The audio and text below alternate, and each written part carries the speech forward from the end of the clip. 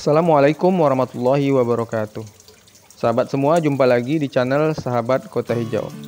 Dalam video kali ini saya ingin bermain-main kembali dengan ikan-ikan saya di kolam ini. Ada ikan koi, ikan gurami, ikan patin, ikan mas, ya, dan beberapa jenis lainnya. Dengan ketika memberi makan, ya, hand feeding juga, tapi bukan dengan hand ini, melainkan dengan sendok. Nah, sendok plastik ini saya gunakan sebagai sarana untuk bermain atau memberi pakannya. Pakan kali ini adalah kuning telur. Ini ya melompat ya. Jadi begitu antusias ikan-ikan ini. Kuning telur ini bagi kita manusia, sebagian mungkin menghindari karena mengandung kolesterol yang cukup tinggi ya.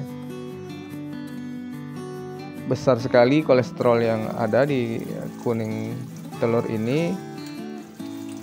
Dari satu butir telur itu bisa mencapai 186 mg kolesterol, atau sekitar 62% asupan untuk makanan kita gitu. Jadi kalau 2 butir telur itu sudah lebih ya satu hari. Ada yang mengatakan 3 butir masih aman gitu. Kebutuhan kita itu 300 mg per hari kolesterolnya. Jadi 1 butir telur saja sudah 62% dan udah lebih dari separuh berarti ya. Nah, kalau kita makan kue ya, tambahannya kue yang atau makanan-makanan lain yang ada telur di sana, maka otomatis asupan kolesterol tinggi. Makanya banyak orang yang menghindari memakan telur. Akan tetapi bagi ikan tentu tidak ada masalah karena proteinnya juga tinggi. Ini bukan berarti saya menyarankan untuk menghindari memakan kuning telur. Saya masih memakan telur, tapi kadang-kadang sebagiannya yang kuningnya saya sisihkan gitu. Jadi kalau ada rebusan telur rebus atau bahkan yang goreng itu saya cuci dulu ya, biar minyaknya tidak mengotori kolam.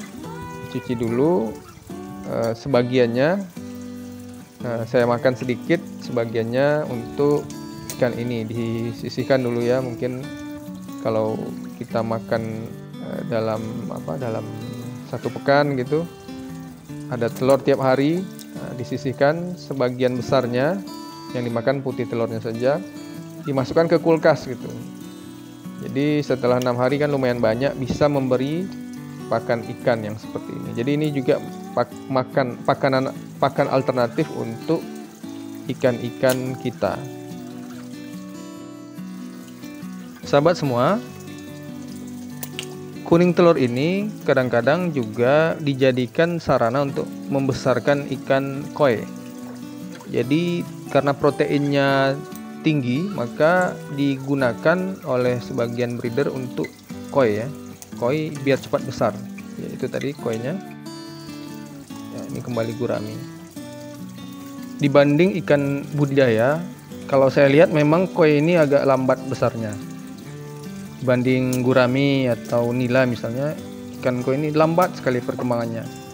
Jadi ada pakan nutrisi tinggi dari pelet nutrisi tinggi yang memang khusus untuk koi. Bahkan beberapa orang yang tidak sabar itu seringkali memberi pakannya itu sampai beberapa kali, sampai 5 kali, sampai 6 kali, 7 kali, 8 kali dalam sehari.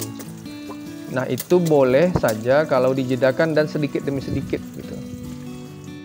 Itu kalau kita punya anggaran yang cukup besar untuk memberi pakan nutrisi tinggi.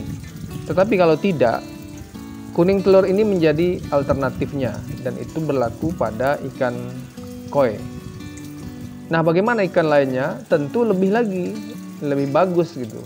Ikan gurami selain dia juga suka, dia juga sangat cepat perkembangannya ketika diberi pakan kuning telur ini. Juga ikan-ikan lainnya seperti ikan patin ya, itu suka juga ya. Sahabat semua, kuning telur ini juga sering digunakan untuk burayak cupang biasanya, atau burayak lainnya, anak-anak ikan lainnya yang juga direbus dulu biasanya, lalu baru diberikan ke ikan-ikan yang kecil itu. Dihancurkan lah ya, dihancurkan baru diberikan. Nah, kalau ini kita beri yang besar gitu. Jadi biasanya saya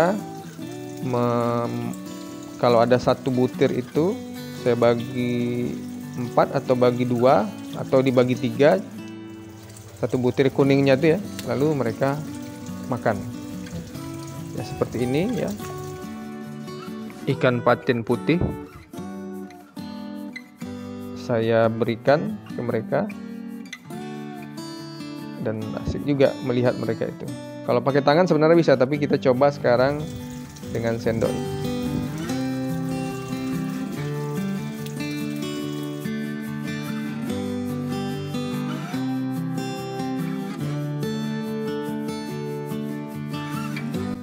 Demikian video saya kali ini. Terima kasih atas perhatiannya.